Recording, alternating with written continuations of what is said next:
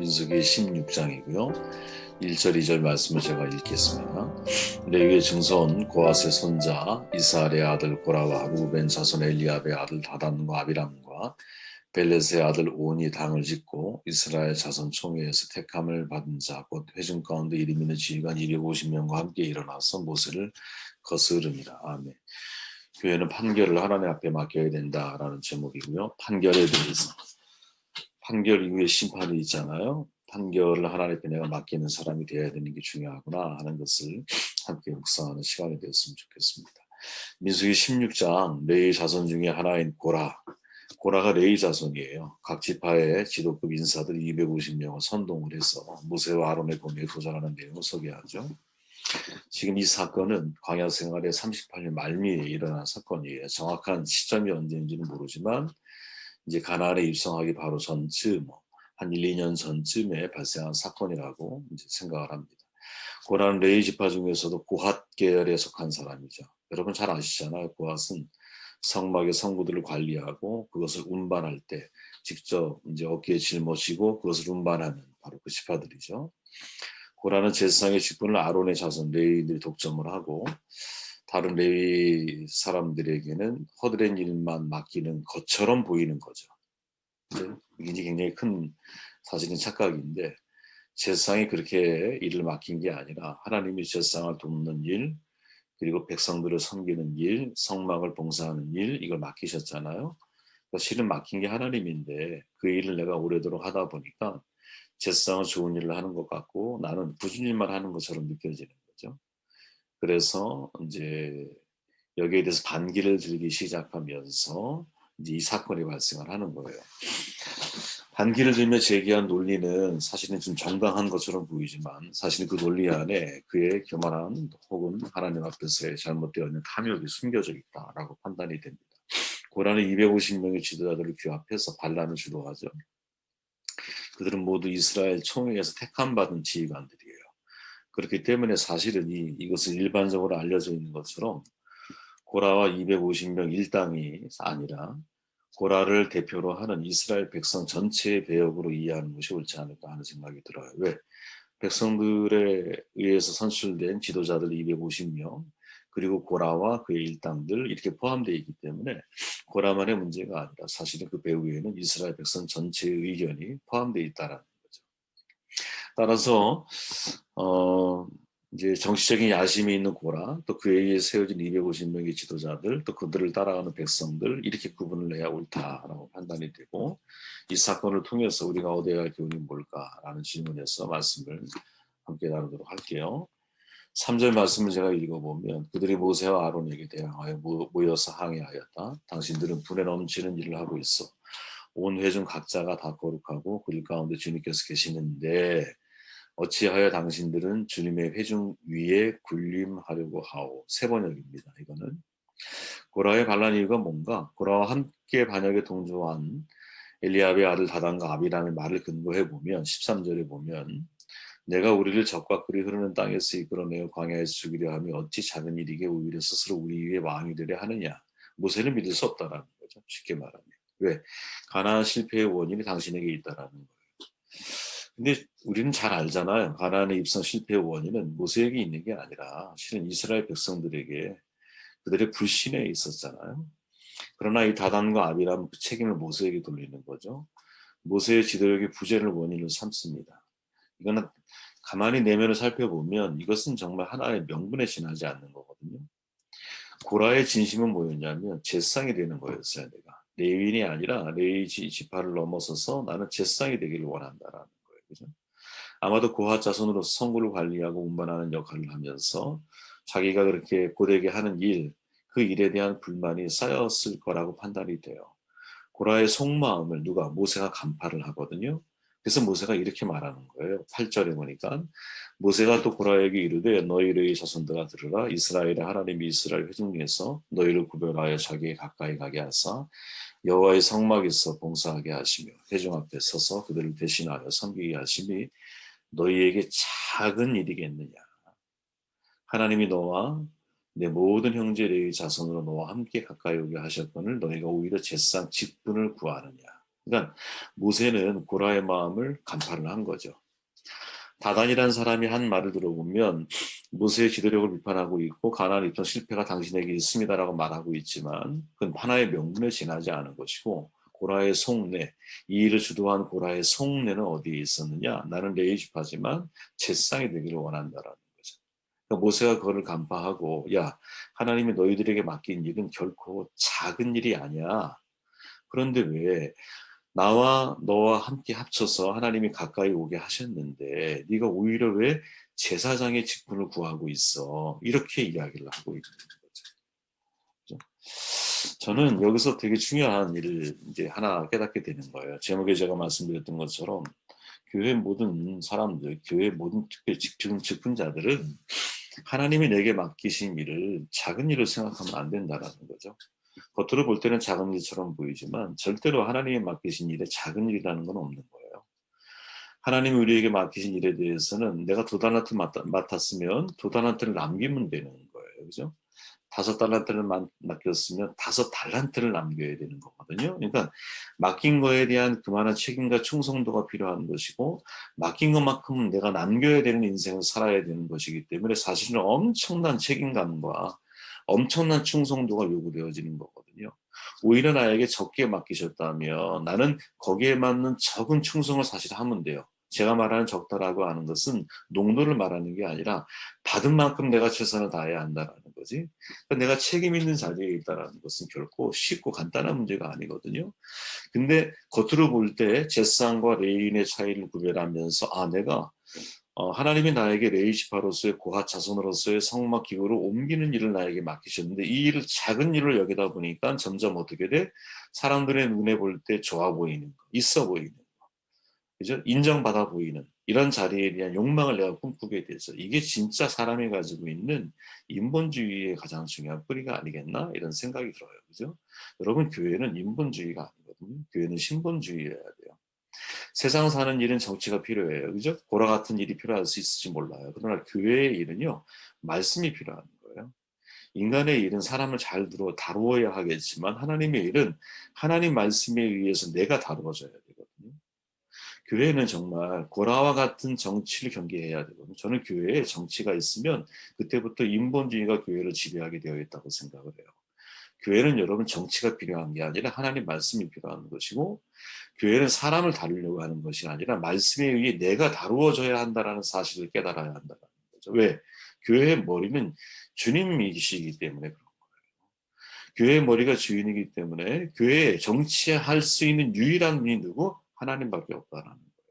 모든 지체들은 머리이신 주님의 명령에 순종을 하고 함께 그 말씀에 의해 다루어져야 할 책임이 있는 것이지 여기에 있어서는 제사장도 열애가 아니고 레위인도 열애가 아니고 일반 백성들은 열애가 아닌 거예요.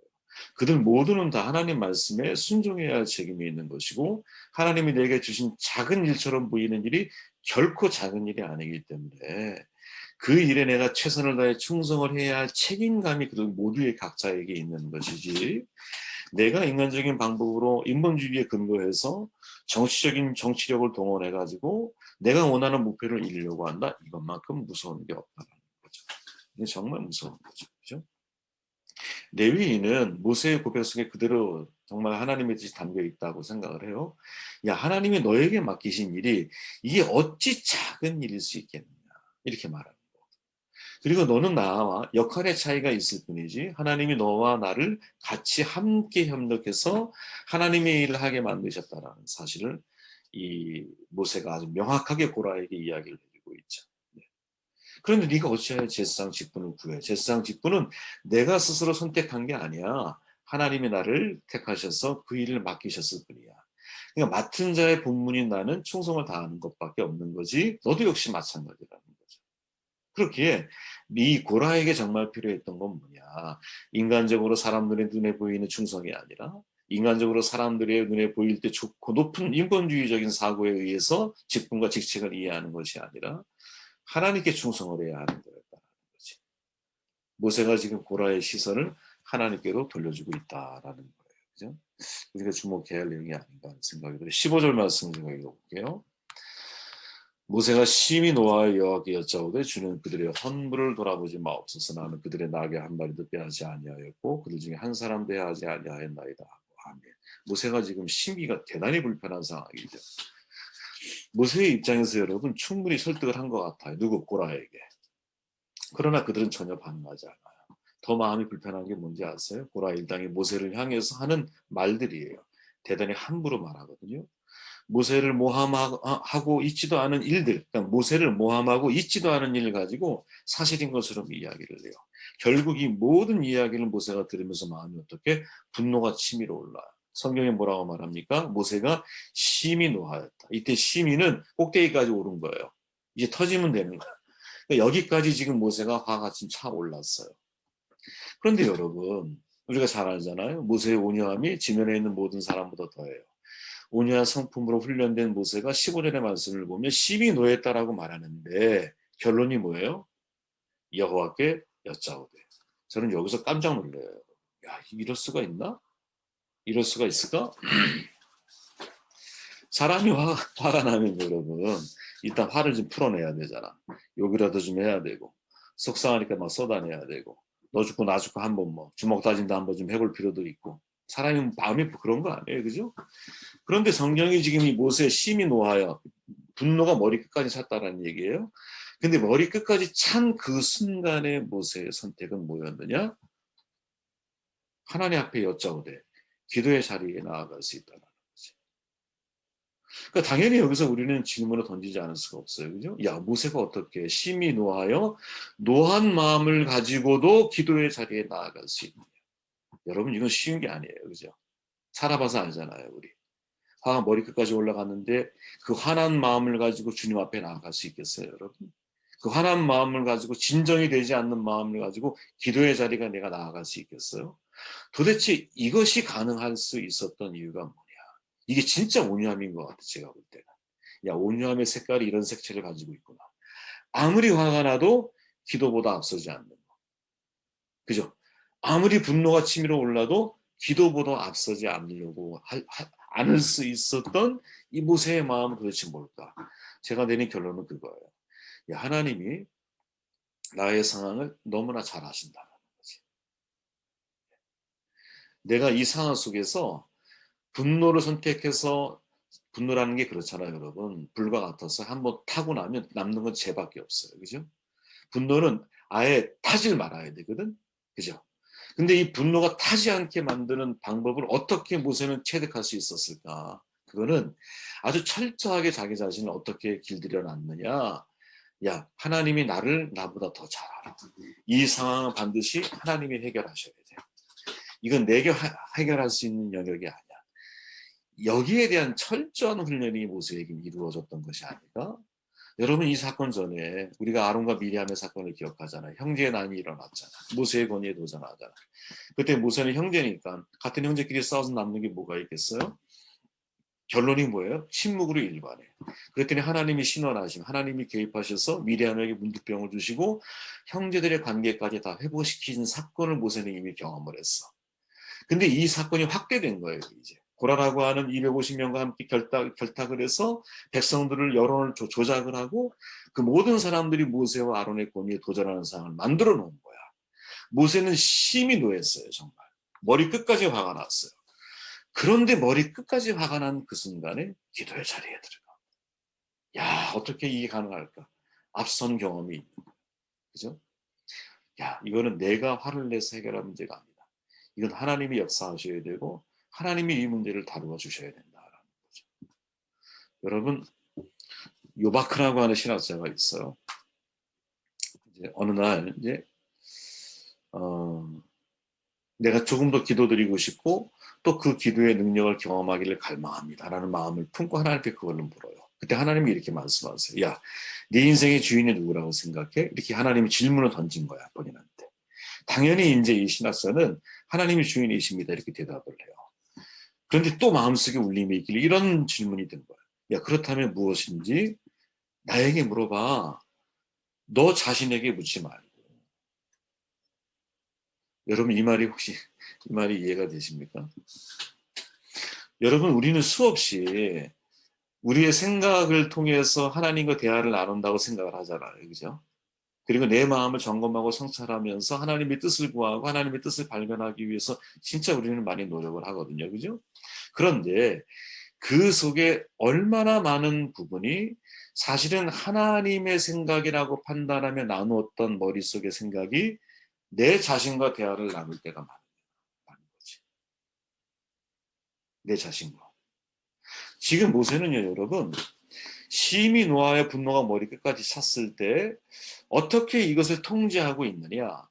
하나님의 말씀, 하나님이 나에게 주셨던 사건과 나의 생각 이 두 가지를 놓고 하나님이 내게 행하셨던 일들을 선택을 하고 있다는 거지.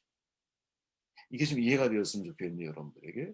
우리가 여러분 가지고 있는 생각 가운데 상당수가 사실은 내 자신과 대화를 나누면서 하나님의 뜻이라고 오해하는 경우가 대단히 많다라는 거예요. 그러면 내 뜻과 하나님의 뜻의 차이는 뭐냐면 나의 생각이 하나님의 말씀을 근거로 해서 점검이 돼야 한다라는 거죠. 내 생각이 하나님의 말씀에 근거해서 생각이 점검이 되어져야 된다는 거예요. 그래서 여러분들이 나중에 한번 다시 이 내용을 제가 다루겠지만 이 자리에 여러분들이 섰으면 좋겠어요. 아무튼 이 모세 참 대단한 것 같아요. 그죠? 분노가 머리까지 올라왔는데 선택은 뭐야? 기도의 자리에 무릎을 꿇어. 기도보다 앞서지 않는다라는 거지. 왜? 이 문제는 내가 해결할 문제가 아니야.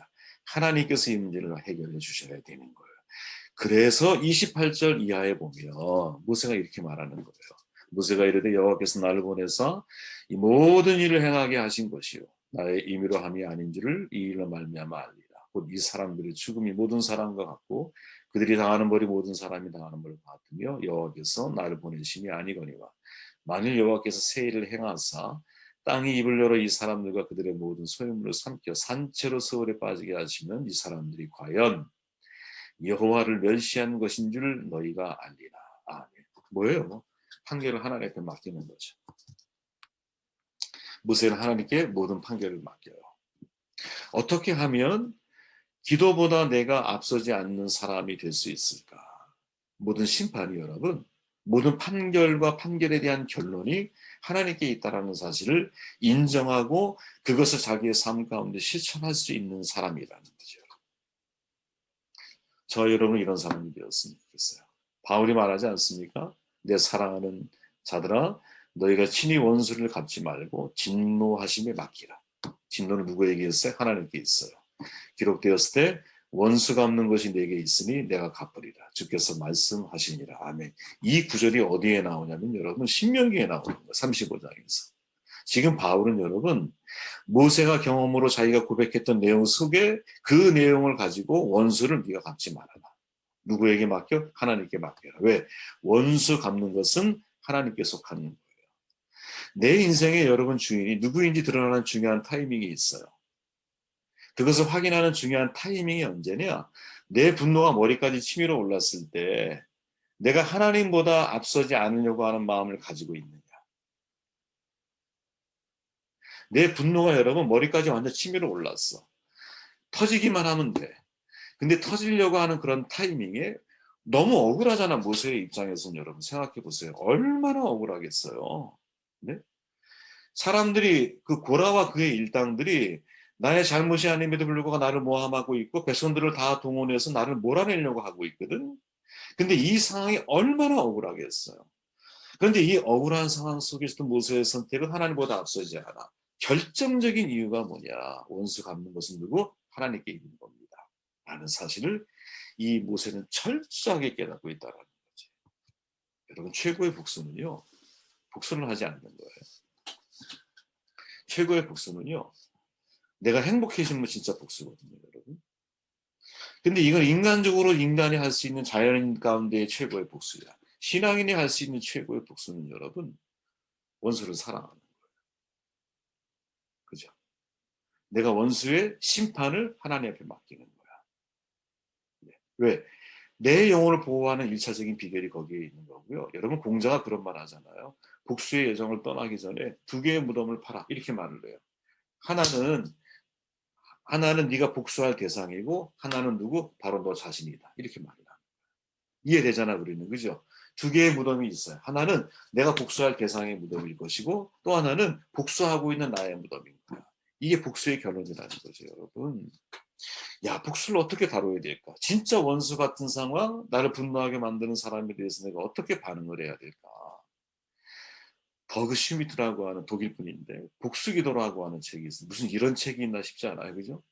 복수기도라고 하는 책이 있어요. 복수기도. 여기서 이분이 하는 이야기가 뭐냐면 그런 거예요. 아주 간단하게 얘기하면 복수를 하나님께 맡겨라. 왜? 복수라고 하는 것은 하나님의 영역이고 하나님이 그것을 결정하고 하나님이 다루시는 영역 부분이다. 이렇게 이제 이야기를 해요. 그러면서 이야기를 하는 게 시편의 이제 다윗의 이야기를 하면서 시편 다윗 25편, 다윗 시편을 보면 150편이잖아요. 그 중에 25% 정도가 다윗이 이제 기록한 내용들인데 그 중에 25%의 내용 가운데 상당수가 뭐냐면 복수 결전이야. 내용이. 이제 시편 여러분들 읽어봐서 알잖아요. 하나님 내 적이 나를 진치고 있어요. 하나님 원수를 언제 갚아주실 겁니까? 수많은 복수 열전이 시편의 내용 속에 담겨 있어요. 근데 이분이 그 시편을 연구하면서 그 시편의 내용들, 그 기도문들을 뭐라고 표현하냐면 복수기도, 저주시라고 이야기를 해요. 네. 다윗이 얼마나 분노하고 얼마나 그 원수들에 대해서 하나님의 처벌을 기다리고 간절히 원했는지 그 속에 나타난다는 거야. 그런데 이분이 그 복수기도를 읽고 묵상하다 보니까 거기에는 한 가지 공통점이 있다라는 사실을 발견을 해요. 그게 뭐냐? 복수기도를 시작을 했는데 기도를 드리면서 사람들의 태도가 점점점 바뀌어진다라는 거지. 사람들의 태도가. 그래서 그 사람들의 태도가 나중에 어떻게 하나님의 은혜 베푸심을 기대하고 하나님이 원수를 갚으실 것을 기대하고 내가 내 자신의 마음을 다시 하나님께로 돌이키는 리펜트, 회개의 모습으로 내가 나를 바꿔 나아가고 하나님에 대한 전적인 신뢰로 그들의 모습이 바뀌어 나간다는 거지. 그래서 이분의 결론이 뭐냐? 야, 내가 하나님 말씀 앞에서 마땅히 해야 할 일은 최선을 다해야 된다. 그게 뭐예요? 네가 분노할 수 있어. 그러나 하루를 넘기지 마라. 이 바울의 말이잖아. 그죠? 원수를 네 스스로 갚으려고 하지 마라. 하나님이 너에 대해서 신원하심, 하나님이 너의 원수를 갚으실 거야. 이 말씀을 믿고 내가 순종해 갈 수 있겠느냐? 라는 도전을 우리에게 던져주고 있어. 네. 말씀을 정돈해 볼게요, 여러분. 오늘은 제가 순서 없이만 말씀을 드린 것 같은데, 근데 여러분들이 이해를 잘 하시니까. 야, 교회는 어떻게 했냐. 고라라고 하는 사람이 가나안 입성 전에 벌어진 사건인데, 하나님이 고라 사건 이후에 모든 종교적인 제도를 다시 재정비하시거든요. 17장부터. 근데 이 사건이 왜 중요하게 다뤄져야 되는가? 이것은 하나님이 주신 직분에 대해서 내가 인본주의적인 사고를 놓고 볼 때 그 직분을 비교하고 더 높은 직분을 내가 얻기 위해서 반란을 일으켰던 이 사건이 우리에게 얼마든지 벌어질 수 있잖아요. 그때 우리가 어떻게 반응해야 되느냐? 어떻게 반응해야 될까? 저는 교회 하나님 앞에 우리가 충성을 해야 한다는 거. 이거 절대로 우리가 잊으면 안 된다. 하나님이 나를 세우셨기 때문에 그런 거죠. 그리고 어떤 상황 속에서도 기도보다 앞서면 안 되는 거예요. 그러면 기도보다 앞서지 않으려면 어떻게 해야 되느냐? 모든 판결과 심판이 하나님의 손에 있다는 사실 진짜 믿어야 된다는 거지. 다윗은 여러분 복수열전이에요 정말. 얼마나 억울한 인생을 많이 살았어요. 그러나 다윗의 저주시 복수기도를 읽어보면 저주에서 출발하지만 복수를 하나님께 간절히 원하고 있지만 기도하면서 그의 내면의 생각과 삶의 태도가 바뀌어진다는 걸 경험을 하게 돼요. 그게 뭐냐? 내가 달라지는. 내가 하나님 앞에 전적으로 나의 인생을 맡기는 아주 놀라운 변화의 역사가 그 기도 속에 담겨져 있어요. 저 여러분들이 이런 삶을 살아갈 수 있는 복이 있기를 주 여러분들 축원드립니다.